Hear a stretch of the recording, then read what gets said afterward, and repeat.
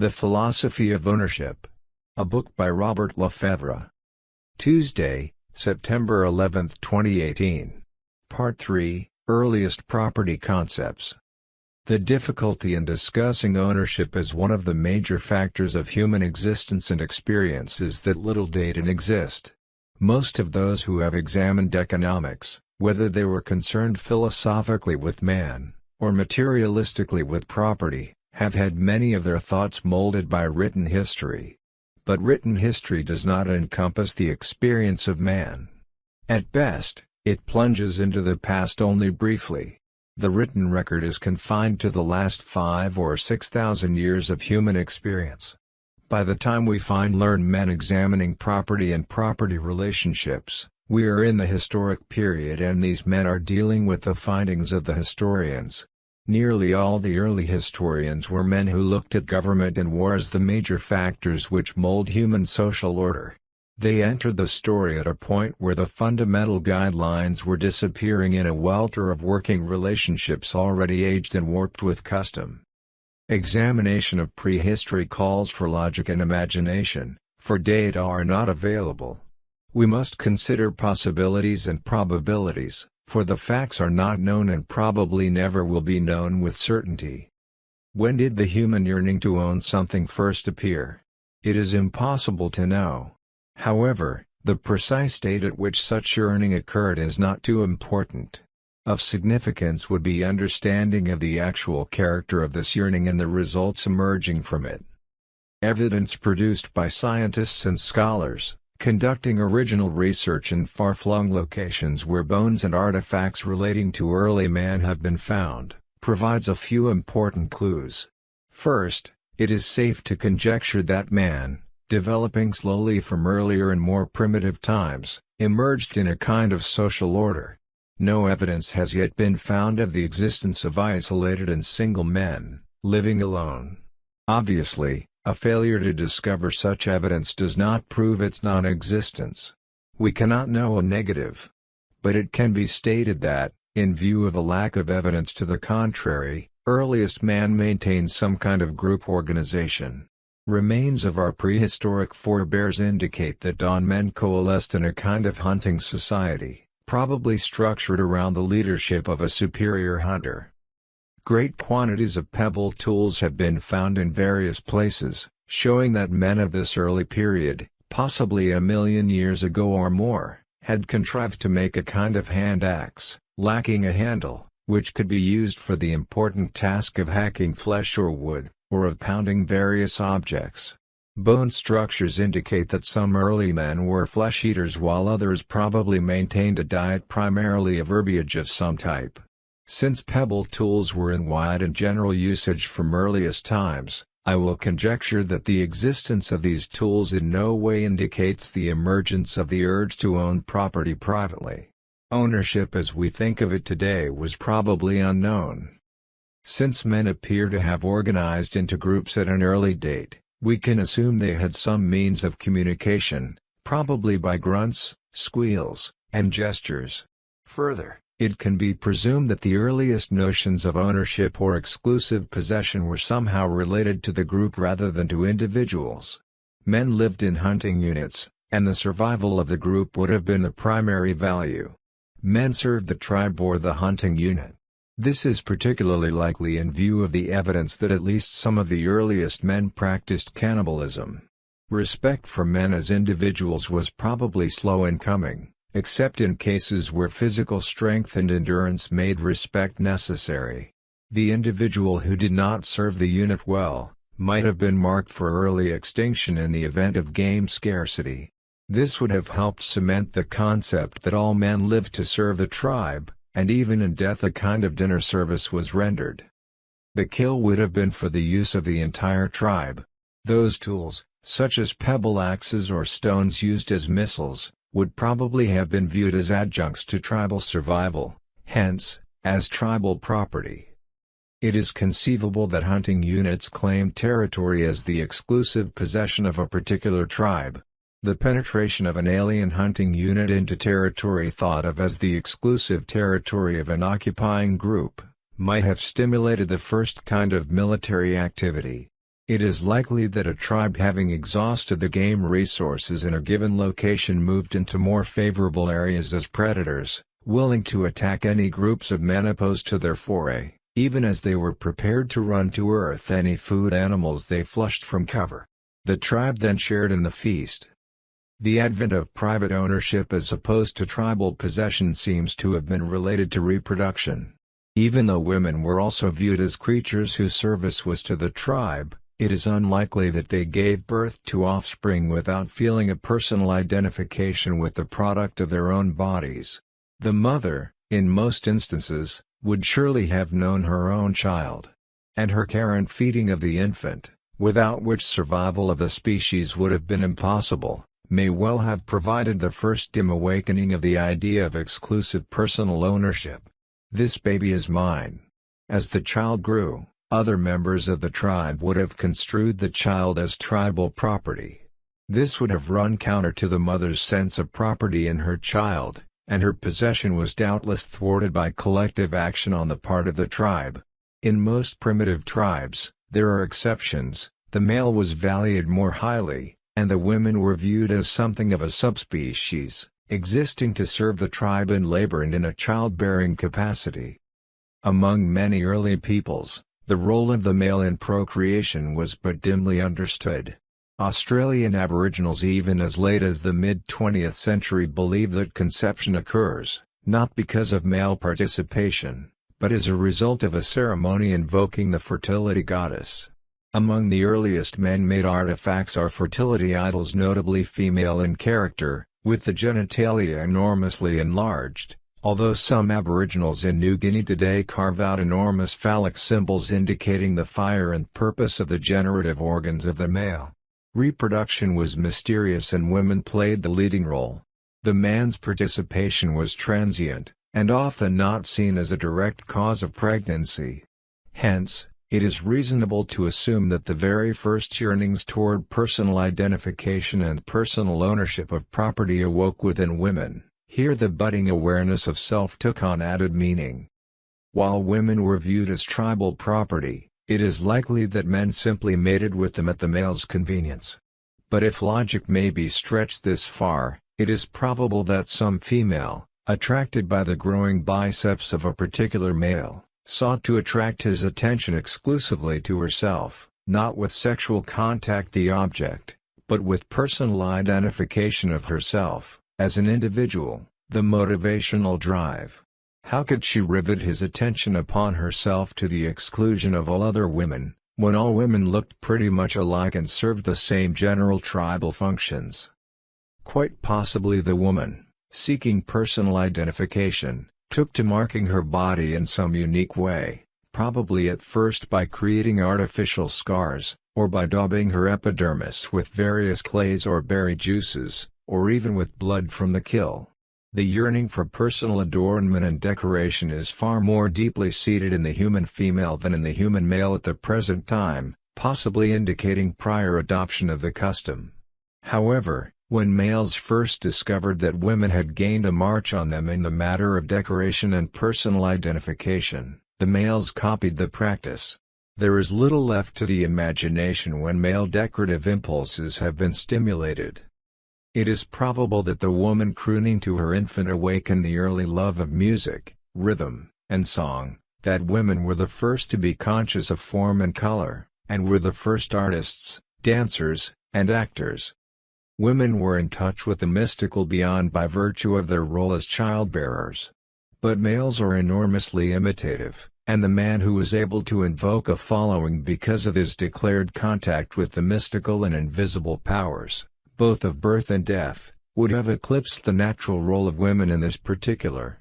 Almost mesmerized by the female display of magical powers, males firmly usurped the role of magician. The shaman sought to rule the tribe as a man born with the mystical powers of the woman. For millennia, shaman invoked taboo and ritual, and shaman development of the mask and the costume, provided rivalry for the hunter in tribal leadership.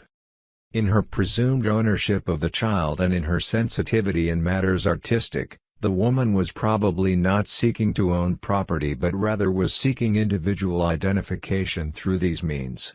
private property ownership resulted.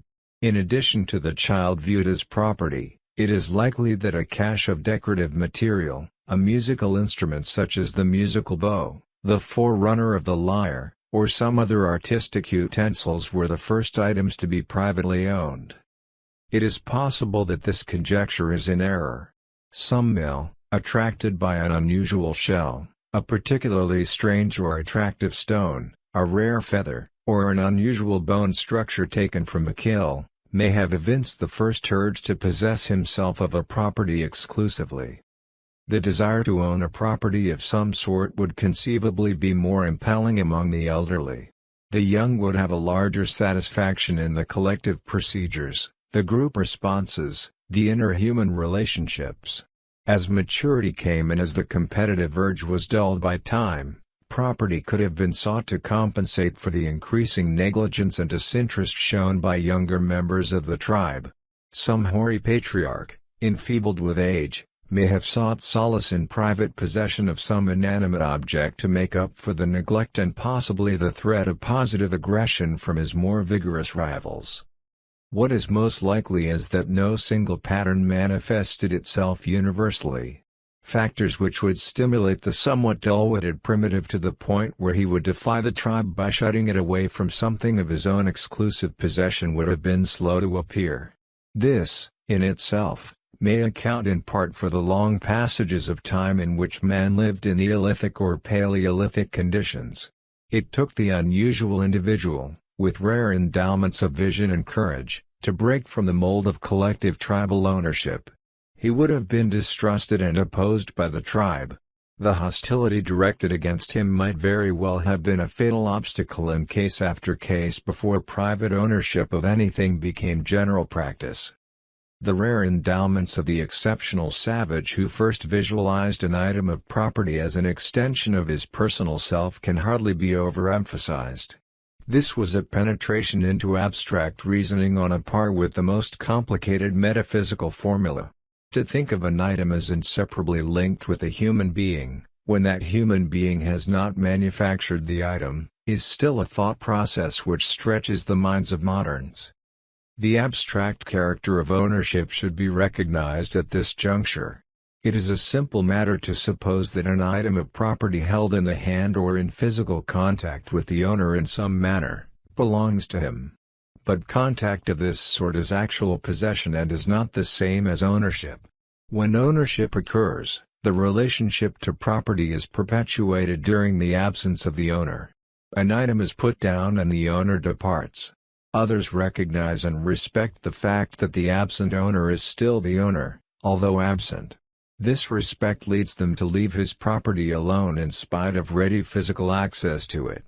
How was this abstraction first explained in the absence of a competent vocabulary? It is easy to suppose that the first man to secure this respect for his property was a strong man capable of punishing a trespasser. Possibly he was the hunting chief or the shaman. But the thought of ownership, that is, the retention of control over a property when the owner is not physically present, would have required some skill in expostulation. Possibly each member of the tribe had assigned to him a tiny plot of ground, which became his sleeping site, and in consequence a more or less sacred precinct, upon which items he wished to own could be placed and trespass avoided.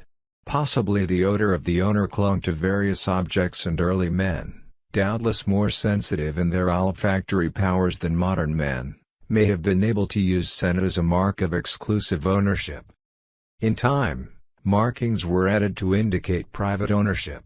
Sir Leonard Woolley, in his excavations at York, comments, "We generally connect seals with written documents, and for many historical periods that is natural and correct. But seals as marks of private ownership antedate by many centuries the invention of the art of writing. Indeed, they go back as far as the Stone Age. This is the beginning of writing, and our seal impressions give us in graphic detail the evolution of the Sumerian script." The fact is that ideas of private ownership did emerge, whatever the difficulties. One can marvel at the ability of dawn men to bridge, with a kind of mystical cord of attachment, the gap between an object and an absent owner. This much appears reasonable. So long as man relied upon the tribe, insofar as his direction and behavior were concerned, and so far as properties he needed for survival were viewed as tribal, so long was he prone to remain in the lowest primitive state. Since no man could acquire more property than his fellows, incentives for self-improvement if they appeared must have been stifled. And the story of progress rather clearly shows that when progress appears, the occurrence is not general.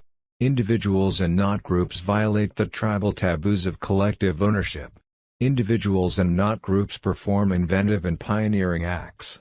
Individuals who do these things are the likely persons to develop private property concepts. The human race has not marched upward out of its dim and primitive past shoulder to shoulder. Groups tend to stagnate and to preserve the status quo. Individuals seeking to better their conditions, unquestionably are those who construe property into something that is private and exclusive. I am also of the view that the first private property was not an item of utility to the owner. The usefulness of an item would have tended to cause the person to view it as something that rightfully belonged to the tribe. It was perhaps an exclusive personal relationship, such as mother-child, wife-husband, friend-friend, which relationship itself had little or no utility, that transcended the concepts of tribal collective property. Or possibly it was the item of rare beauty, unusual configuration, or startling appearance which was viewed as an exclusive treasure, not to be shared. It appears that man, in his earliest hunting and foraging social organization, did not individualize. He was a unit of the group and he doubtless viewed the group as a kind of employer. He was under the requirement of taboo to labor for the group and to serve it in his best capacities. Everything that he acquired would have belonged to the group, nor would he have had any contrary views for long ages of time, at least on the basis of the known evidence. Primitive men thought of themselves as herd animals. They watched the behavior of animals upon which they preyed. And they saw clearly that so long as an animal remained in its herd, it was relatively safe. To succeed in the hunt, man had to contrive to separate an animal from the herd. Then, and then only, would it be available as food. And men must have looked at themselves in the same light. Only within the tribe were they safe. Thus, all tribal ritual and all tribal taboos contained the magic leading to survival. Innovators were dangerous. Violators of taboos were criminals. They might tend to weaken the conformity to herd patterns. The tribe was a kind of primitive bureaucracy with tribal religions mirroring the bureaucratic structure. All early primitive religions appear to be pluralistic. They have a host of spirits, both malevolent and benevolent, arranged in something of an hierarchical order. The idea of one God, embodying all divine qualities, was a much later conceptual breakthrough. The tribe contained its various units in a ranking order of importance. The divine tribe of ancestors, gods, and demons also had a ranking order. The awakening consciousness of man led him to individualization. The concept that he was a person, somehow both a member of the tribe and at the same time separate, led to the acquisition of private property. With private property came the idea of privacy.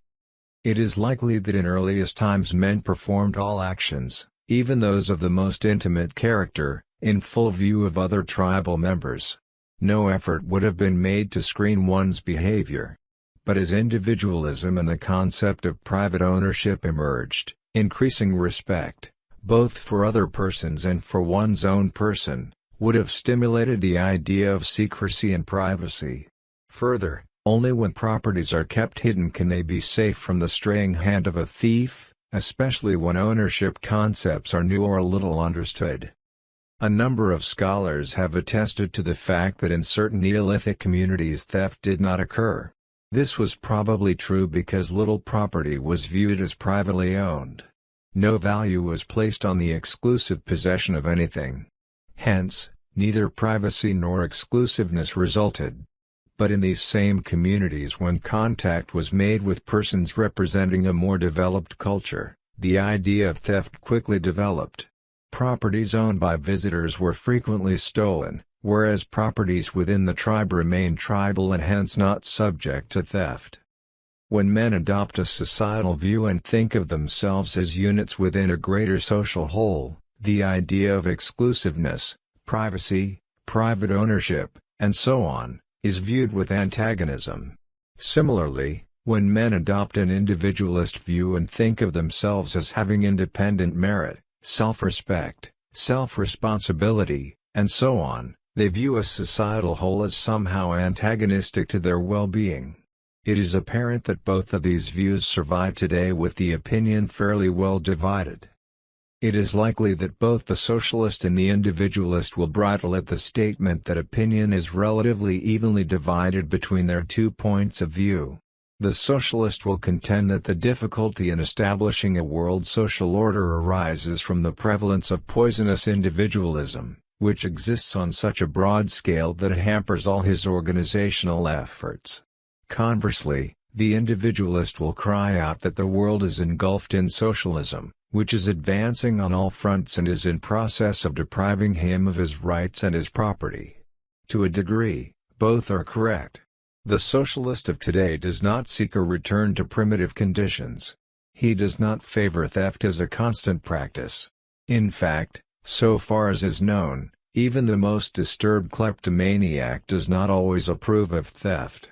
He steals, but he resents theft if it occurs against him. The thief, whether operating individually or with social approval provided by the state, primarily seeks a redistribution of goods, after which he intends to act as though the loot were privately owned by himself.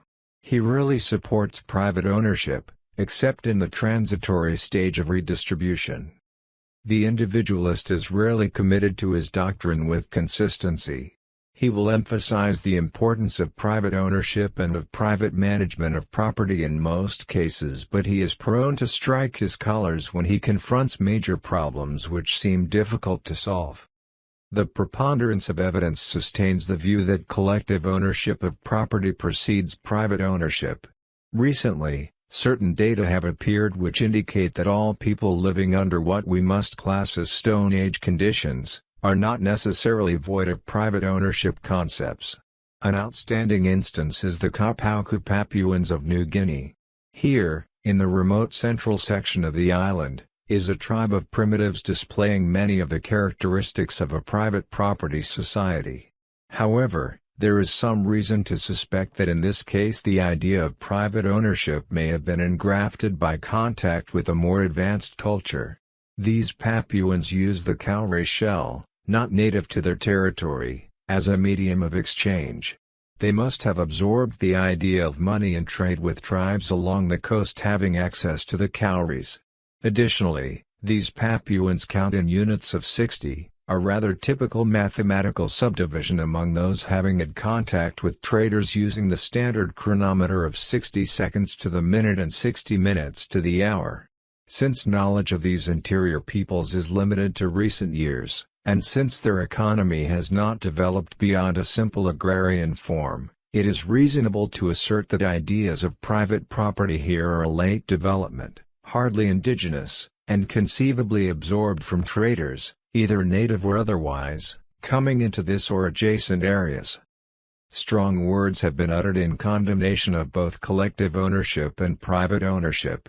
Yet it appears that once the concept of private ownership takes root, progress begins on an ascending scale, which ascent is marred in those intervals in which private property concepts are eroded or abandoned. Scott Gordon reminds us in reviewing the writings of Thomas Hodgkin, they considered property to be a right conferred by law, whereas the true theory is that property is a natural right, devolving from the fundamental principle of individuality, a man's right to himself. It is as impossible, he said, for men not to have a notion of a right of property, as it is for them to want the idea of personal identity. When either is totally absent, man is insane. Reasoning from the assumption that it is good for men to survive, and to survive in an increasingly comfortable and rewarding economic condition, one would have to agree with Hodgkin, once men have evolved to the point where individuality has been attained. Man, as a complex, living entity, is entirely dependent on property of various kinds and utilities. In general, It is sought in accordance with two divergent drives. Collective property is sought when men subordinate their persons to the good of the group. When men live as tribal units, individualization, self-seeking, privacy, and personal possessions appear to be undesirable. Such a collective system apparently has considerable staying power and has survived for thousands of years. The major drawback of the system is that it tends to inhibit progress. Conformity is the prime requirement. Self-responsibility and self-control are viewed, to a degree, as selfishness. In such a system, the concept of freedom either does not appear at all or, if it does, it would seem a kind of madness, a type of wild invitation to anarchy, a destruction of law and order, a breakdown in all restraints with destruction of the tribal unit the ultimate result. Private property is sought when men stop subordinating themselves as individuals to taboo and ritual, to the tribal good, to custom and conforming usages. Private property is the mark of individualizing man. When man's value of himself is elevated, he no longer wishes to be dependent on others of his kind. He breaks away from established patterns to become an innovator, an individual, a self-reliant and responsible person. This entails a degree of privacy and a considerable willingness to confront danger and to be alone. The principal drawback of this type of behavior relates to the potential risk. When one pioneers in any area, the chances of error are enhanced. But private ownership of property, once man has individualized, is viewed as so fundamental a condition as to be worth the risk. When any considerable number of men, in a given location, accept the idea of self-responsibility and proceed to become innovators and producers, progress becomes possible and even likely. This much is certain. Whether men view property as a desirable item privately or collectively, they are dependent upon property ownership. The drive to own property and, in our increasingly populous world, the desire to own it privately, is a fundamental urge. Once a man has owned something he values, and owned it on a private basis wherein he excludes the world, the degree of satisfaction coming to him is so great that it is entirely likely he will never again be satisfied completely with collective ownership concepts. The importance of private ownership increases day by day. While it may be true that usages tending toward collectivization reappear from time to time, the overwhelming data suggests that the desire to own property is enlarging.